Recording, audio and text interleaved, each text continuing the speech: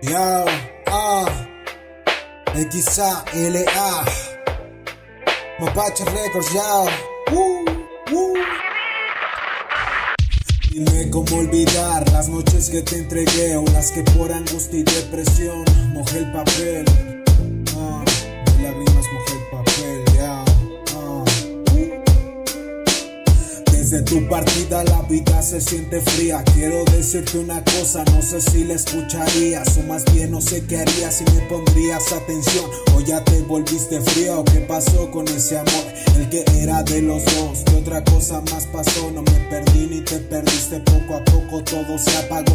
Vengo con el corazón aquí en la mano a decirte todo lo que siento yo, y no puedo olvidar tu pecho junto al mío. En la cama éramos uno, fuera de eso todo un lío. Y créeme, aún no olvido todo lo que dijimos, que nunca se rompería. Esto que construimos en la cama y un espacio vacío que te espera con ansias por si regresas, cariño. Por si regresas, cariño.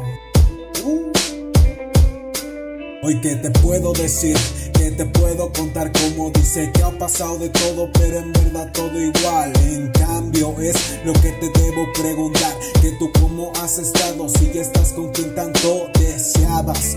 Se me acabaron las palabras para hacer que te quedaras. Intenté de todo, pero tú lento te marchabas. Tú lento te marchabas.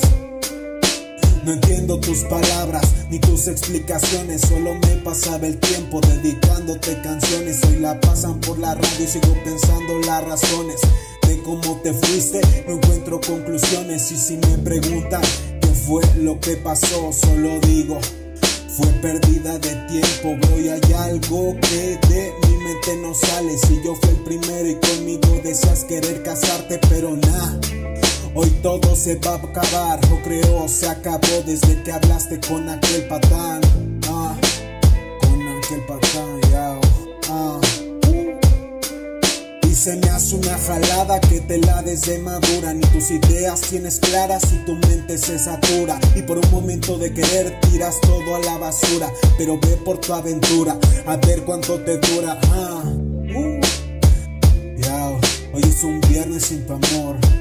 Te fuiste con él, créeme que no hay peor. Solo tiene que entender que el malo que más quiere soy yo.